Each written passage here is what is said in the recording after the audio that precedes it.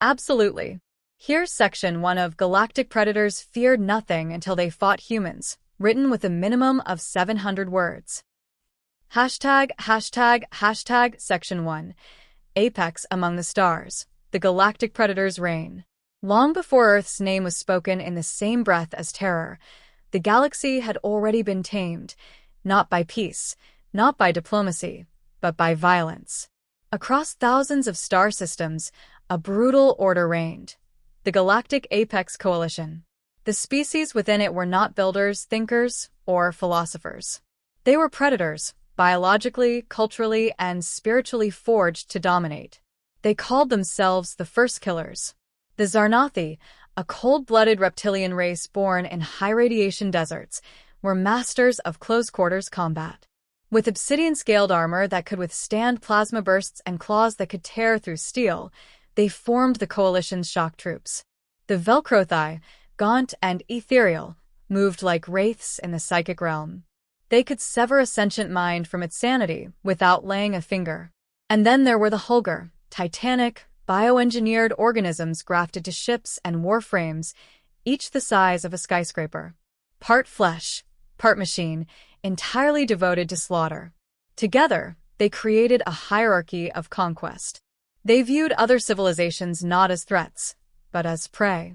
Every new spacefaring race discovered was simply another target to hunt. They didn't conquer for territory or resources. No. They hunted for sport, for glory, for the sacred tradition of the culling, the practice of initiating a new galactic campaign of extermination to remind the stars who reigned. The galaxy, once teeming with curiosity and expansion, had been cowed into silence. The Paxari fell in 3 days. The Tsunari, who once rivaled the Zarnathi in weapons development, were annihilated when their sun was ignited into a supernova. Even the feared Kirith, who could manipulate time in localized bubbles, were undone when the Velcrothi poisoned their minds with temporal illusions. Resistance didn't delay the apex, it excited them. Entire archives of species disappeared, worlds sterilized, histories erased. The apex didn't bother with subjugation. Obedience wasn't enough. Extinction was proof of superiority. They left behind scorched moons, shattered megastructures, and ghost stations adrift in the void. The very idea of defying them became laughable. Whispers of their fleets inspired panic across the stars. Cultures developed emergency rituals, entire religions, to deal with the possibility of being chosen for the hunt. No coalition, no rebellion, no diplomacy had ever worked. And so, the apex grew bored. Slaughter had become too easy. Their scouts combed the edges of the known universe, seeking something new, something dangerous, something worthy. And then they found Sol. At first glance, it was unremarkable, a G-type main sequence star, orbited by a series of mundane rocky and gaseous planets. But one world, the third planet, bore signs of sentient life. Primitive, noisy, and disturbingly chaotic. The observation report filed by the Velcrothi Watcher noted that the species, known as humans, were volatile and self-destructive. They had no central governance, no shared ideology. They warred constantly, even among themselves. Nuclear weapons had been built and used. Religious and political zeal fueled endless cycles of violence. In short, they were perfect prey. The Council of Predators declared the humans unworthy of elevation or diplomacy. As with countless species before them, they would be tested and erased. The culling protocol was initiated. A fleet was assembled, commanded by apex warlords with centuries of experience. It was not expected to be a war, merely a performance. No planetary defense could withstand a Hulgur dreadnought in low orbit. No psychic shield could withstand the Velcrothi's incursion. The Zarnathi elite, called the Claws of Dawn, sharpened their talons in ritual preparation. War chants were sung across warships. Sacrifices were made to the ancestral deities of the hunt. Another species would fall. Another tally on the wall of galactic history. But in all the fanfare, the apex overlooked one detail. One warning sign hidden in the data. Humanity had never encountered anything greater than itself, and yet it had always fought back. Against kings, gods, tyrants, nature, and even death itself. This was a species that had split the atom before achieving peace. That had launched machines into the void, while still struggling with disease. That had turned war into industry and resilience into culture. A people that feared nothing more than being controlled. But the predators didn't know that yet. They came to Earth expecting fear. What they found instead would forever scar the galaxy. Let me know when you're ready for Section 2, and I'll continue the story with another 700+ words. Certainly. Here's Section 2 of Galactic Predators Feared Nothing Until They Fought Humans, written with a minimum of 700 words. Hashtag Section 2. First strike. Humanity doesn't run. The Apex fleet pierced through the Kuiper Belt in absolute silence, cloaked and invisible to all but the most advanced sensors, none of which Earth possessed. They didn't consider stealth necessary. It was ritual. The Apex didn't sneak. They stalked. The Zarnathi sent 3 hunter cruisers to orbit Earth's moon. The Velcrothai set up psychic beacons, confident they could crush primitive minds with waves of telepathic terror. The Holger dreadnoughts, those lumbering monsters of bone, metal, and rage, anchored in high orbit like gods waiting to descend.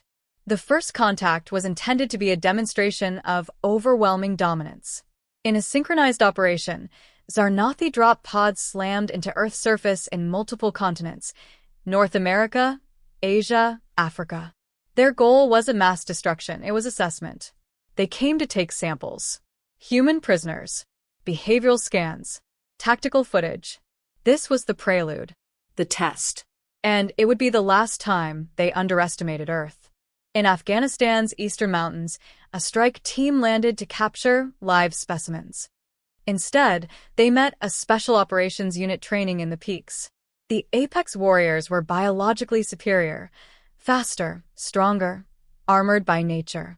But they weren't prepared for guerrilla tactics honed in generations of modern warfare.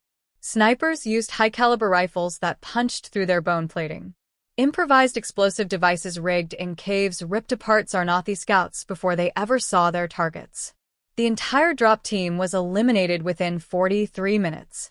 Elsewhere, in the slums of Lagos, civilians mobbed a Velcrothai team trying to initiate neural scans. Their telepathy was potent against individuals. But human crowds radiated chaotic emotional energy. Pain, joy, fury, love. Too many conflicting emotions collided at once. The Velcrothai recoiled. Then came Molotovs. Fire. Guns. Blades. One of them was torn apart by a mob that didn't even understand what it was fighting. They didn't care. They fought anyway. And this is where the Apex made their first and final mistake. They interpreted this resistance as a fluke. An anomaly. They didn't see it for what it was. The first sign of something ancient and terrible awakening in the soul of a planet that had known only struggle. The news went global within minutes. Shaky footage of alien creatures being gunned down on rooftops. Grainy video of monstrous war forms descending in cities. Governments tried to respond with control and caution. But the people, ordinary humans, reacted with something far more dangerous than panic. Rage. Within a day, every military power had gone into high alert. National rivalries faded almost overnight. Communication lines previously hostile were bridged. NATO, CSTO, the African Union, ASEAN, even rogue militias, everyone recognized what this was: an invasion. A war for survival. The United Nations was quickly overruled by a new body, the Earth Defense Accord, formed not by politicians, but by generals, scientists, and engineers. Within 48 hours, the full extent of Earth's military capabilities had been deployed. Submarines surfaced and launched anti-satellite missiles to blind the Apex fleet. Drones swarmed into the skies, conducting reconnaissance and kamikaze attacks. Hackers, working from basements and cybercafes, began probing alien tech left behind in ruined drop pods. They learned quickly. Captured Zarnathi armor was reverse-engineered by defense labs in DARPA and CERN within days. Cracked neural implants from fallen Velcrothi gave insight into alien data protocols. Entire software ecosystems were built to translate and exploit predator communications. A working prototype of a human Apex hybrid railgun was field-tested before the week was over. Meanwhile, the resistance spread like wildfire. Cities were fortified, not with alien tech, but with human ingenuity. Subway tunnels were converted into ambush corridors, high-rises became sniper nests, and entire neighborhoods organized into decentralized militias. Civilians armed themselves with repurposed police gear and homemade explosives. Even prison gangs coordinated resistance cells, fighting not for ideology but for the right to exist.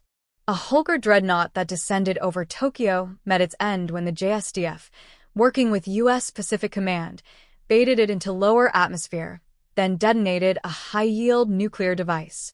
The explosion cost the lives of thousands, but the Predator warform died.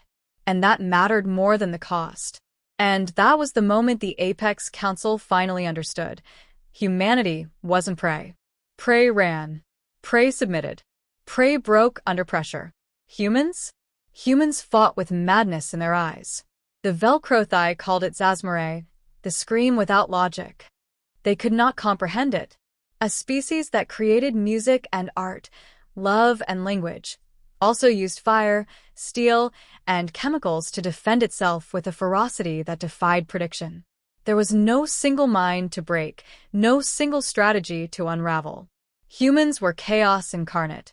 The Zarnathi High Commander broadcast a message back to the Apex Council. The humans are not prey. They are a death world species, evolved through endless war. They breathe poison, eat poison, and yet thrive. They are born dying and fight every moment to live. We have awoken something ancient, something we do not understand. And still, the humans kept coming. This wasn't a war for territory. It was a war to survive.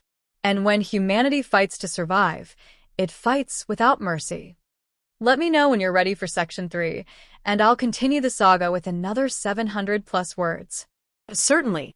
Here's Section 3 of Galactic Predators Feared Nothing Until They Fought Humans, with a minimum of 700 words. Hashtag Section 3. Turning the hunt. Humans strike back. The moment humanity took the fight off Earth, the war changed forever. It began not with a grand fleet, but with a stolen ship. A Zarnathi interceptor, disabled during the defense of Nairobi, was salvaged by a coalition of human engineers, cyberneticists, and military experts. They rebuilt it, modified it, improved it. Human electronics replaced alien logic cores. Hull plating was restructured with reactive nanomaterials. Nuclear reactors replaced biofuel organs. They called it the Vengeance of Gaia, a name that would be etched in Apex nightmares for generations. That ship, no larger than a Predator scout vessel, entered deep space and struck the first blow, a precision raid on an Apex supply node near Epsilon Vorix. Human Marines boarded the station in hard vacuum suits, exoskeletal armor rigged with manual overrides and analog backups, rendering Apex EMP defenses useless.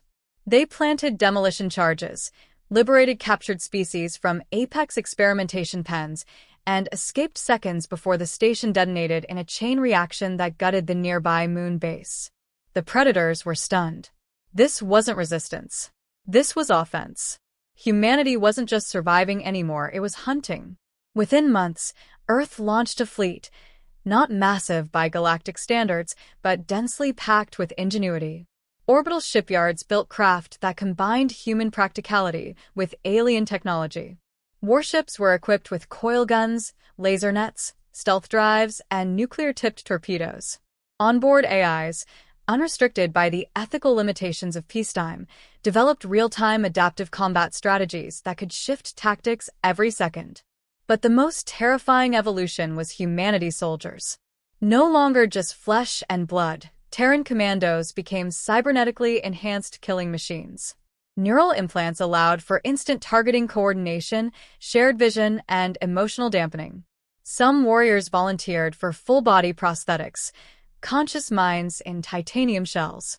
Even off-duty, these post-human warfighters studied their enemies with near-religious fervor, learning languages, behavior patterns, psychic frequencies, and weak points.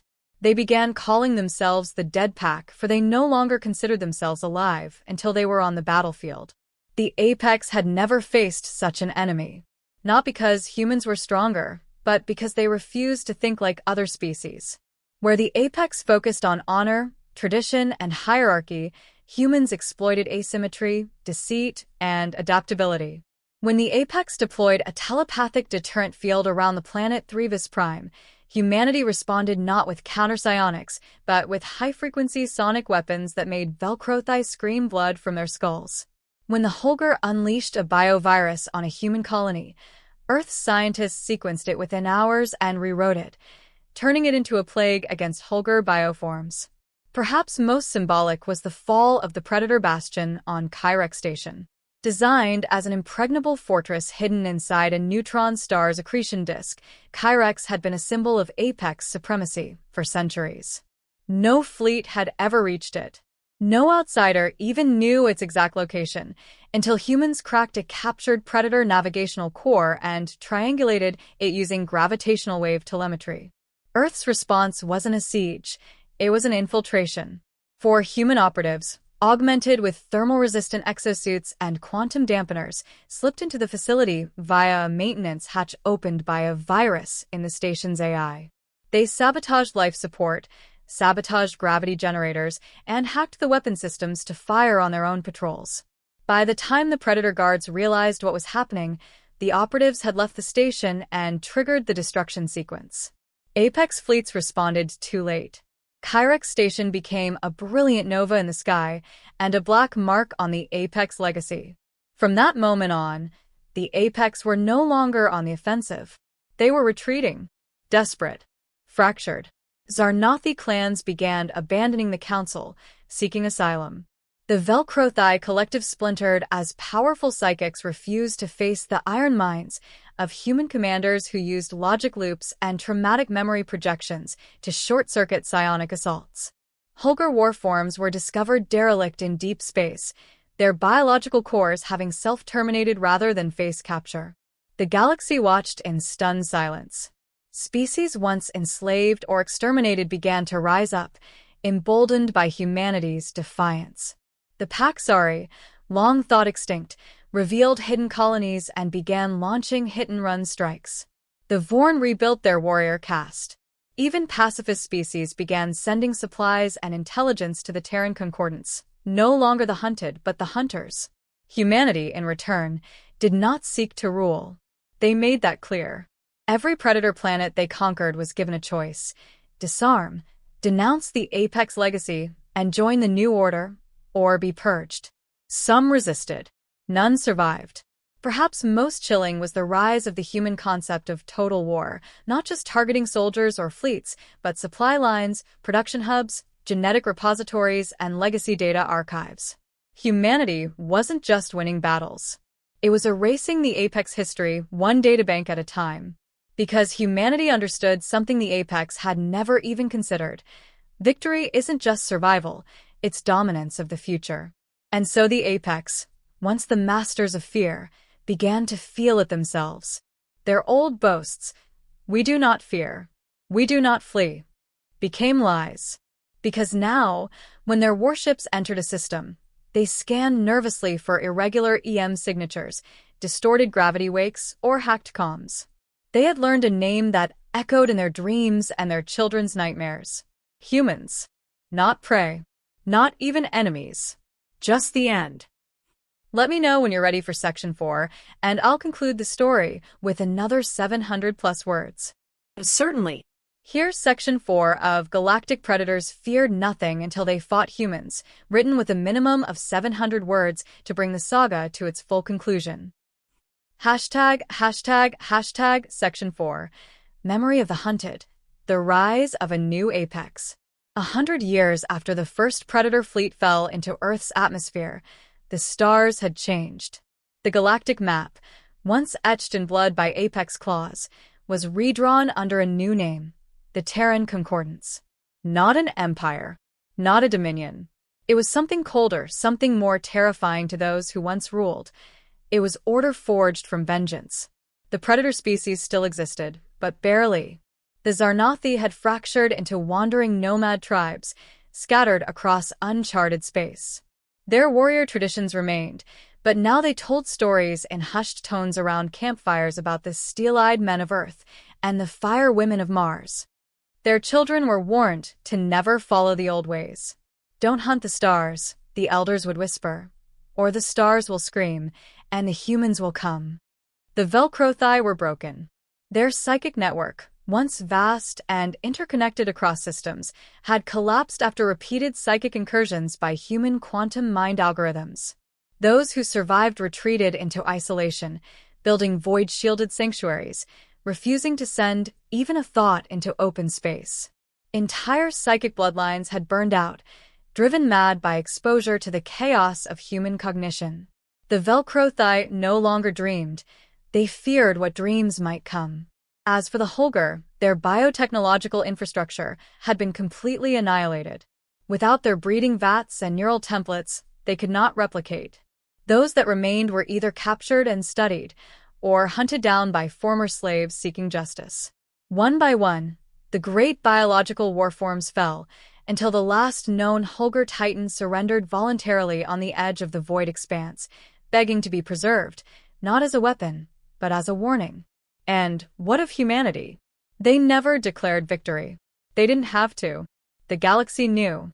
The broken Apex Council, forced to kneel on the remains of their once glorious capital world, signed the Articles of Silence, a galactic armistice ensuring no species could wage war without facing Terran judgment.